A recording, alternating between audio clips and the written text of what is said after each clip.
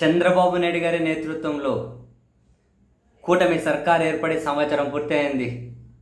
ఈ క్రమంలో వాళ్ళ సంవత్సర పరిపాలన మీద ధైర్యంగా చర్చలు పెట్టాల్సిన చోట, సంవత్సరం ప్రజలకు ఏం మేలు చేశామో చెప్పాల్సిన చోట, వాళ్ళ సంవత్సర ప్రభుత్వం ఆంధ్రప్రదేశ్ కోసం ఏ విధంగా పనిచేసిందో, ఆ ప్రజల ప్రయోజనాలకు వాళ్ళు చేసిన మేలేంటో చర్చించాల్సిన చోట ఇవేమీ ప్రజల్లోకి వెళ్ళడానికి వాళ్ళకి ఇష్టం లేదు. ఎందుకంటే వాళ్ళ సంవత్సరంలో చేసిండేది ఏంటి?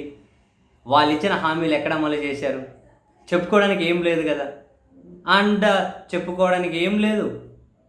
సొంత ఎమ్మెల్యేల మీద తీవ్ర విమర్శలు, సొంత మనుషులే సర్వేల పేరుతోటి వాళ్ళు ఏవో నివేదికలని చెప్పి వాళ్ళు హల్చల్ చేస్తూ ఉన్నారు.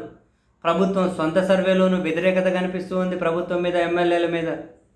మరోవైపు ఈ నెల 4వ తేదీన వెన్నుపోటు దినోత్సవం అని చెప్పి వైసీపీ జరిపిందేమో రీసౌండ్ ఇస్తుంది.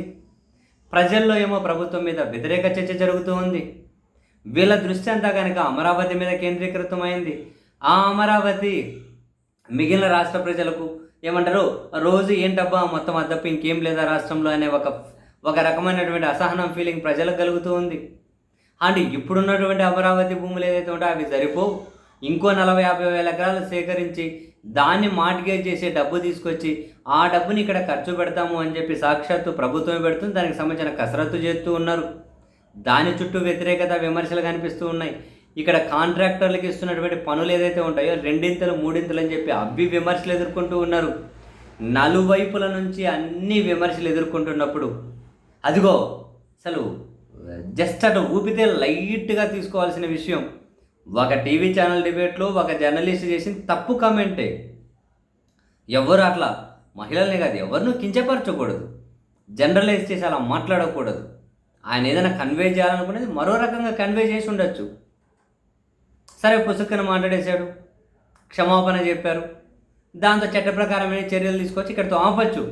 కానీ రాష్ట్ర వ్యాప్తంగా సాక్షి టీవీల మీద దాడులు, లోపలికి చొరబడ్డాలు, ఈ టీడీపీ క్యాడరు మొత్తం అసలు వీళ్ళు చేస్తున్న హల్చల్ చూస్తూ ఉంటే నిజంగా వీళ్ళు ఇట్లా ఆయన ఒక పొరపాటున ఒక మాట మాట్లాడేయడం బహుశా వీళ్ళకు ఇదే అంది వచ్చిన అవకాశం అనుకున్నట్టున్నారు.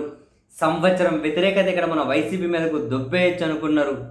సంవత్సరం వ్యతిరేకత మొత్తం మనమంతా డైవర్షన్ కోసం ఇది ఉపయోగపడుతుందని చెప్పి ఏ స్థాయిలో చూడండి, ఓ ఢిల్లీ లెవెల్లో ఓ సూపర్ స్థానంలో పెద్ద పెద్ద స్థానాల్లో పనిచేసిన వాళ్ళ దగ్గర నుంచి ఇన్ని రోజుల వాళ్ళు ఎక్కడున్నారో కూడా తెలియదు. 3 సంవత్సరాల పాపను అత్యాచారం చేసి చంపేసినా కూడా అంత దారుణమైన సంఘటనలు జరిగిన వీళ్ళందరూ ఏడున్నారో తెలియదు. ఒక్కసారిగా ప్రత్యక్షం అయిపోయారు. అండపిండ బ్రహ్మాండం చేసేశారు దీన్ని.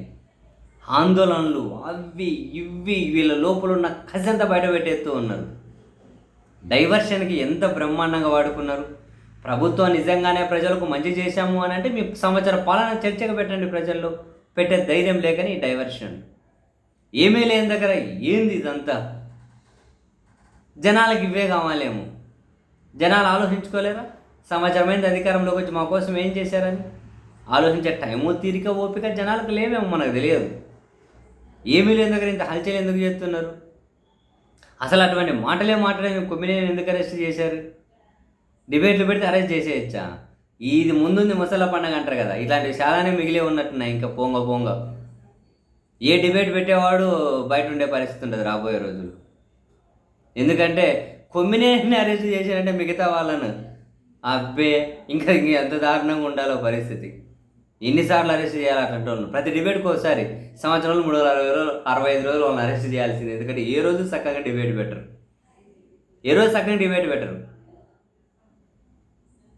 సో మొత్తం మీద చూడండి, పత్రికలు, టీవీ ఛానళ్ళు, ఉన్నత రాజ్యాంగ స్థానంలో పనిచేసిన వాళ్ళు, న్యాయ వ్యవస్థలో పనిచేసిన వాళ్ళు, ఇంకో వ్యవస్థలో పనిచేసిన వాళ్ళు, ప్రభుత్వం, ఆ పార్టీ, ఈ మహిళలు వచ్చి ఏం హల్చల్ చేస్తున్నారు చూడండి. ఏముంది ఇక్కడ అంత హల్చల్ చేయడానికి? చట్ట ప్రకారం కేసులు పెట్టారు, వాళ్ళ మీద జైలుకి పంపిస్తున్నారు. ఇంక మెద్దలు మీదేంది? ఇదేదో ఇంకా అసలు ఇటువంటి మాటలు మాట్లాడడం అసలు ఇంకా ఇది మా ఇంటా లేరు అంటారు కదా, వీళ్ళ ఓవర్ యాక్షన్ చూస్తున్నట్లే ఉంది నిజంగా. సరే పోనీయండి, మొత్తం మీద అయితే డైవర్షన్కు బ్రహ్మాండంగా ఉపయోగపడింది. డైవర్షన్ పాలిటిక్స్ చేయాలన్నా కనుక పెద్ద ఇట్స్ అన్ ఆర్ట్ బ్రహ్మాండంగా. అది ఒక కళ, కొందరికే సాధ్యం. సాధ్యమైన వాళ్ళు కళలు ప్రదర్శిస్తున్నారు. సినిమా చూసేవాళ్ళు చూస్తున్నారు. చూడండి.